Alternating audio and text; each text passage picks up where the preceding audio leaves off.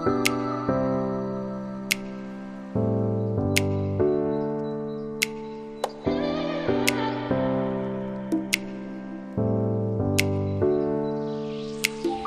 Everyone, welcome back to my channel, to a new blog.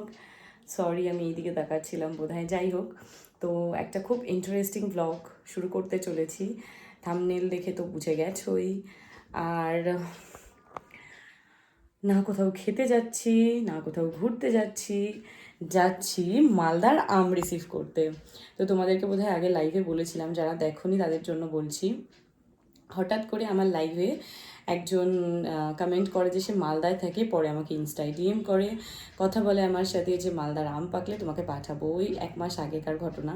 তারপর হঠাৎ করে কালকেই আমাকে বলে যে পাঠাচ্ছি, দিয়ে আমার কালকে হয়নি, তারপর আজকে একটু আগে আমাকে মেসেজ করলো যে আমি বাসে তুলে দিয়েছি, বাসের নাম নাম্বার সব কিছু দিয়ে দিয়েছে আমাকে। তো কালকে আমি সকালবেলা এটাই রিসিভ করতে যাব। ক্যান ইউ ইম্যাজিন গাইজ, কতটা ভালোবাসলে মানুষকে চেনে না জানে না এতটা করতে পারে। তো এটাই হলো কথা। আমি তো তোমাদের জন্য কিছুই করতে পারি না। তো সে মালদাতে থাকে, সে জাস্ট মুখের কথাও বলতে পারতো যে আমি মালদায় থাকি, তোমাকে আমি মালদার আম পাঠাবো, বাট এরকম বক্স টক্স করে পাঠিয়ে একেবারে আমাকে জানাচ্ছে। তো কালকে সকালবেলা আমি সেটাই রিসিভ করতে যাব। তো ভাবলাম যে ছোটো একটা ব্লগ করে নিই, তো এটাও আমার কাছে মেমোরি হিসেবে থাকবে। শুধু যে ব্লগ করছি এটা নয়, ব্লগটা করা এই কারণেই যে সেটা আমার কাছে থেকে যাবে। আমি যদি কখনো ইচ্ছে হয় আমি সেটা দেখতে পারবো, আর আই গেস তারও ভালো লাগবে এই ব্লগটা দেখতে। তো কালকে সকালবেলা মোটমাট 5টার মধ্যে ঢুকে যাবে কাউন্টারে সেই বাসটা, যেই বাসে করে আমটা পাঠাচ্ছে। কিন্তু 5টার আগে গেলে আমাকে 4টের সময় বাস ধরতে হবে, আর 4টের সময় তো বাস বোধহয় চলবে না। তো আমি পাশের বাড়ির ভাইটাকে নিয়ে যাবো। এর আগেও আমি মালদার থেকে মালদা মুর্শিদাবাদের লিচু টিচু এগুলো রিসিভ করেছি, ভুটানের লেবু। তো আমি জানি প্রসিডিওরটা কী হয়। স্প্ল্যানেটে ধর্মতলাতে বাস স্ট্যান্ডে আসে, সেগুলো রিসিভ করতে হয়, তো সেটা আমি জানি। তাও আমি পাশের বাড়ির ভাইটাকে নিয়ে যাই, যেহেতু ভারী হয় আমি একা নিতে পারি না, তার জন্য। তো ওকেও গিয়ে বলে আসলাম টাইমটা, তো ও বলেছে অ্যালার্ম দিয়ে রাখবে আর আমাকে কল করে দেবে, একদম পাশের বাড়িতেই থাকে। সো কালকে 6টা নাগাদ আমরা বেরোবো। বাসটা পৌঁছে গেলে কাউন্টারে রেখে দেবে, আমরা গিয়ে রিসিভ করবো। আর পরে কী হচ্ছে সেটা তো তোমরা ভিডিও দেখতে দেখতেই বুঝতে পারবে। তো 6টা নাগাদ বেরোবো। 6টা হার্ডলি, ওটা 6টা থেকে 6:30 হবে। 6:30টার মধ্যে বাসে উঠে যাবো, এরকম একটা টার্গেট আছে। গিয়ে পৌঁছাবো 7:30 পৌনে 8টা, ওটা রিসিভ করবো। বাড়ি ফিরতে ফিরতে 9টা, ম্যাক্সিমাম 9:30। আর এসে আবার ভাইটা কলেজে যাবে। যাই হোক, অনেক কিছু বলে ফেললাম। তো ভাবলাম যে আগের দিন রাত থেকেই ব্লগটা শুরু করি, কারণ যাবো, রিসিভ করবো, কতক্ষণ আর ব্লগ দেখাবো। একটু 5-6 মিনিটের না হলে তো ভালো লাগবে না। তো চলো ব্লগটা পুরো দেখতে থাকো, একদম স্কিপ করবে না। তো চলো, দেখা হচ্ছে কালকে সকালে। Good morning. তো আমি ঘুম থেকে উঠলাম জাস্ট, পাশের বাড়ির ভাইটা ফোন করেছিল ঘুমে গেছে কিনা, বলছে ঘুম ভাঙলো। আমি হ্যাঁ, রেডি হচ্ছি, দাঁড়া। আমিও অ্যালার্ম দিয়েছিলাম, বাট আমার অ্যালার্মের 1 মিনিট আগেই ও কল করে ফেলেছে। আমি 5টা 50-এ অ্যালার্ম দিয়েছি, ও 5টা 49 আমাকে কল করলো। যাই হোক, এখন এই যে 1 সেকেন্ড, এই যে 5টা 53 এখন 5:53। এবার যাই, ঝটপট করে আমি ফ্রেশ হয়ে রেডি হয়ে নিই, তারপর আবার দেখা হচ্ছে।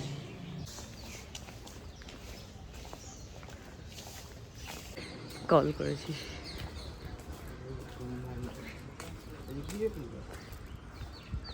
ইসে ধান কল দিয়েছ? এখানে আবার বাস দাঁড়ায় না অনেক সময়।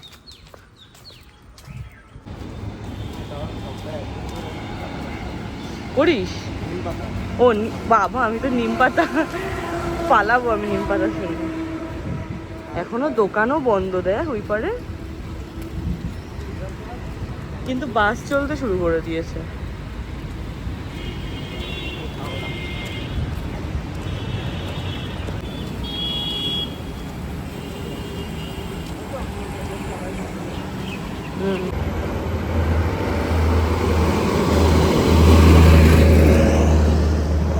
রাস্তায় লোকজন তো খুব একটা নেই, বাট অটো বাস চলা স্টার্ট হয়ে গেছে।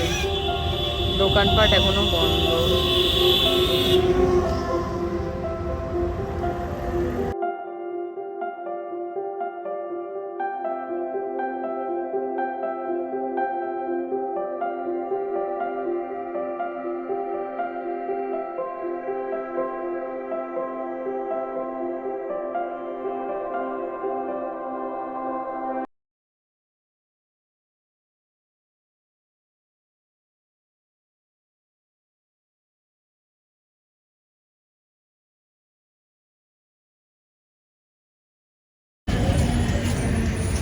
6:20 বাসে উঠে আমরা নেমে গেছি 7:05, 45 মিনিটসে প্ল্যানে। দারুণ টেনেছে বাসটা।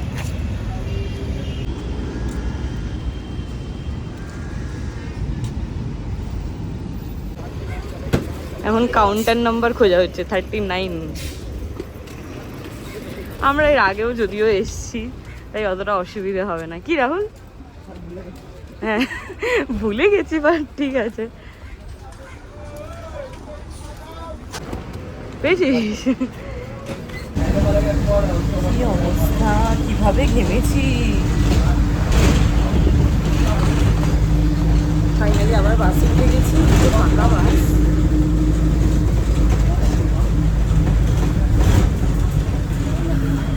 প্রচণ্ড গরম, প্রচণ্ড গরম। এখন বাজে 7:35।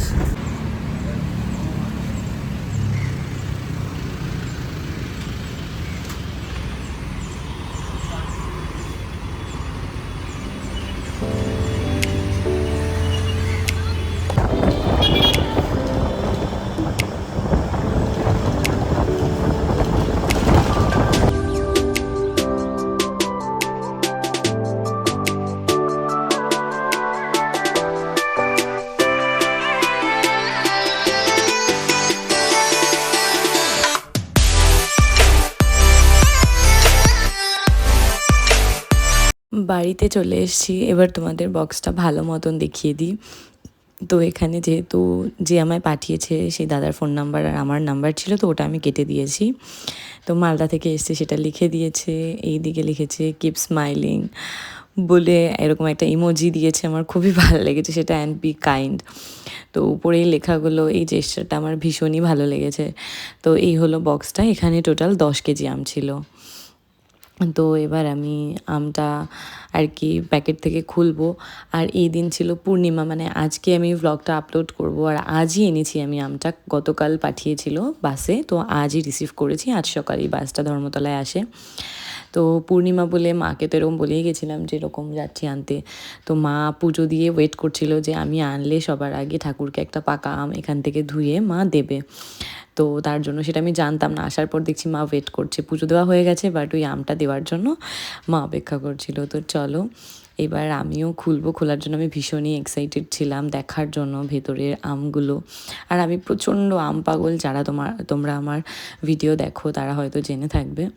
তো এই যে ফার্স্ট লুক, এরকম উপরে একটা পেপার দেওয়া ছিল, আর খুব বেশি কাগজপত্র দিয়ে পাঠায়নি, নিচে একটা প্লাস্টিক দিয়ে তার উপর আমগুলো দিয়ে এই জাস্ট অল্প কাগজ ছিল।